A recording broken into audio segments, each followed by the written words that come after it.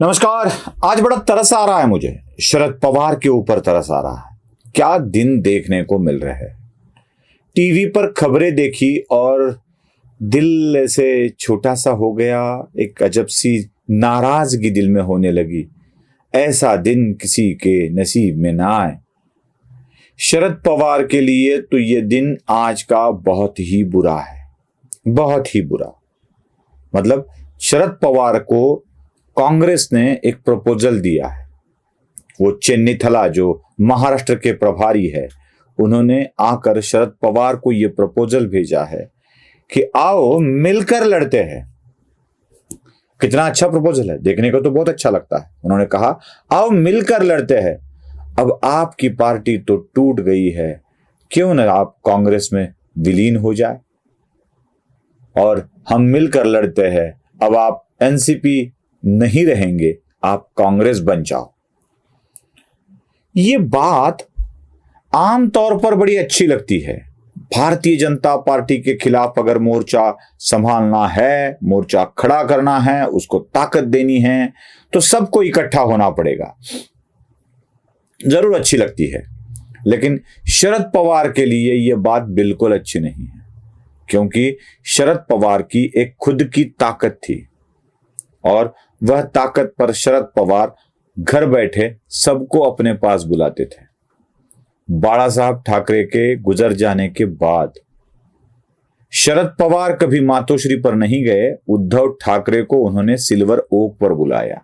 यह ताकत थी शरद पवार की।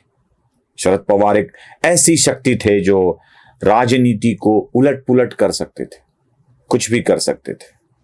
लेकिन जिस कांग्रेस को लात मारकर शरद पवार निकल आए हैं, उसी कांग्रेस ने शरद पवार को एक प्रपोजल दिया, कहा कि आ जाओ हम में समा जाओ, मैं तुम में समा जाऊं तुम मुझ में समा जाओ। ये गाना आजकल शरद पवार और कांग्रेस के बीच में चल रहा है।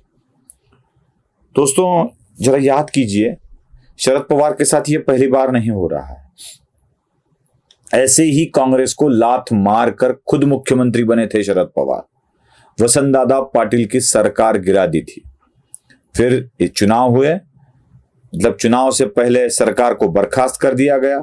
फिर चुनाव हो गए, चुनाव में शरद पवार की पार्टी को बहुमत नहीं मिला, शरद पवार नेता विपक्ष बन गए। फिर शरद पवार को कांग्रेस ने प्रपोजल दे दिया, आ जाओ मैं तुम में समा जाऊं तुम मुझ में समा जाओ। ये मैं तुम में समा जाऊं वाली बात नहीं होती है, तुम मुझ में समा जाओ ऐसी ही बात होती है। और फिर राजीव गांधी के नेतृत्व में अपनी पार्टी को शरद पवार ने कांग्रेस में विलीन कर दिया, विलय हो गया। फिर शरद पवार कांग्रेस एस की जगह कांग्रेस के नेता बन गए, कांग्रेस आई के नेता बन गए। फिर बहुत दिन आई के नेता बनकर ही शरद पवार अपने राजनीतिक करियर को आगे बढ़ाते रहे। फिर शरद पवार को लगा कि कांग्रेस को लात मारनी चाहिए, उनको बड़ा संताप आया। संगमा, तारिक अनवर और पवार को लेकर ये निकल गए, पवार खुद को लेकर निकल गए। फिर एक अलग पार्टी बना ली। 25 साल भी पार्टी नहीं चली, 25 साल भी। पवार के राजनीतिक करियर में 3 बार अलग अलग पार्टियों में काम करने का तजुर्बा पवार के साथ हो गया। खुद की पार्टी खड़ी कर दी। ये बात अलग है कि वो 10 के आगे 8 के आगे, 10 के आगे भी नहीं, 8 की गांठ को सुलझा ही नहीं पाए पवार महाराष्ट्र की राजनीति में सांसद बनने के लिए। फिर तो 4 पर आकर सिमट गए।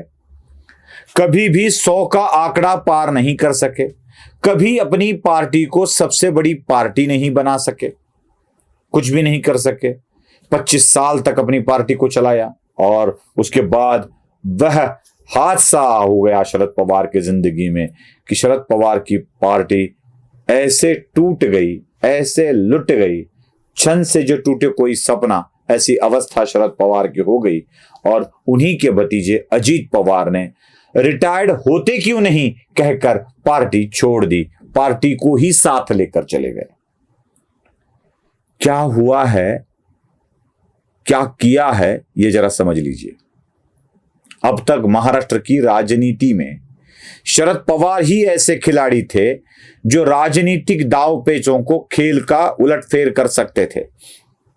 पहले जब 95 में भारतीय जनता पार्टी और शिवसेना युति की सत्ता आई थी, तब उसको सपोर्ट करने वाले शरद पवार के ही निर्दलीय विधायक थे, उन्हीं के निर्दलीय विधायक थे। जब 14 में शिवसेना ने भारतीय जनता पार्टी के साथ जाने से इनकार कर दिया, तो देवेंद्र फडणवीस के नेतृत्व वाली सरकार को बचाने वाले भी शरद पवार ही थे। फिर जब देवेंद्र फडणवीस सरकार बनाने चले, तो उनको ना बनने देने वाले और उद्धव को बनाने वाले भी शरद पवार थे। शरद पवार जो बोले वही राजनीति में होता था। देवेंद्र फडणवीस ने क्या किया, अकेला क्या करेगा, अकेला क्या करेगा, यह जो लोग पूछ रहे हैं ना, उसका जवाब आपको मिल गया होगा। देवेंद्र फडणवीस ने यह किया, ना शरद पवार को घर का रखा ना घाट का, ना घर पे रहे ना घाट पे रहे, बस घूमते रह रहे हैं। और कोई आके प्रपोजल दे के जा रहा है, आ जाओ हम में समा जाओ। ये एकादशी के घर शिवरात्रि जब जाती है तो दोनों भूखे मर जाते हैं, वैसे ही ये हुआ है।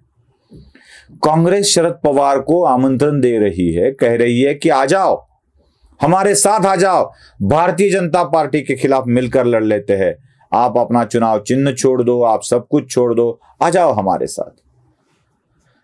शरद पवार के लिए यह सबसे बुरी बात है, सबसे बुरी बात। मुझे तरस आ रहा है शरद पवार के राजनीतिक करियर पर। चाहे शरद पवार के मन में विचार हो ना हो, कुछ भी हो, कांग्रेस की हिम्मत देखिए या कांग्रेस का ढाढ़स देखिए, वो शरद पवार को कह रहे हैं कि आ जाओ समा जाओ। ये सबसे पराभव है शरद पवार का, बड़ा पराभव है, क्योंकि शरद पवार की ताकत अब खत्म हो चुकी है। कांग्रेस क्या मैसेज देना चाहती है? शरद पवार आपकी ताकत खत्म हो चुकी है, खत्म हो गए आप एनसीपी की तरह, और आ जाओ अब हमारे साथ आ जाओ। आपको कांग्रेस के सिवा कोई हाथ नहीं दे सकता। अगर मदद का हाथ चाहिए तो कांग्रेस का ले लो और कांग्रेस में समा जाओ, क्योंकि शरद पवार के पास बचा ही क्या है? ना पार्टी रही, न चिन्ह रहा, न भतीजा रहा, न विधायक रहे, कुछ भी नहीं रहा। आगे चलकर शरद पवार अगर कांग्रेस में जाने का फैसला लेते हैं तो शरद पवार बराबरी के नेता हो जाएंगे पृथ्वीराज चव्हाण के। कौन सा मुंह लेकर जाएंगे शरद पवार? कौन सा मुंह लेकर जाएंगे? ये जो राजनीति में तोड़-फोड़ वाली बात करते थे ना, इनको ही मेरा सवाल है। जिस पृथ्वीराज चव्हाण की सरकार को शरद पवार ने गिरा दिया था, उसी शरद पवार को आप लेना चाहते हैं, उसी शरद पवार को। किस मुंह से जाएंगे पृथ्वीराज चव्हाण के साथ बैठेंगे पवार? पृथ्वीराज चव्हाण से भी बड़ा नेता होने का दावा करने वाले पवार अब पृथ्वीराज चव्हाण के साथ बैठेंगे तो वो बड़े नेता नहीं होंगे, क्योंकि केंद्र में भी पृथ्वीराज चव्हाण मंत्री रह चुके हैं और राज्य में मुख्यमंत्री भी रह चुके हैं, तो बराबरी पे आ जाएंगे पृथ्वीराज चव्हाण के। ऐसे कई नेता है कांग्रेस में जो बराबरी पर बैठ सकते हैं पवार के। तो पवार के लिए सबसे बड़ी बात यही होगी, सबसे बुरी बात यही होगी कि उनको कांग्रेस में जाना पड़ रहा है, या पवार अब तक कांग्रेस की इज्जत निकालते आए थे। वीरान हवेली कहते थे कांग्रेस को, ऐसी बंजर जमीन कहते थे जिसमें कुछ न उगेगा।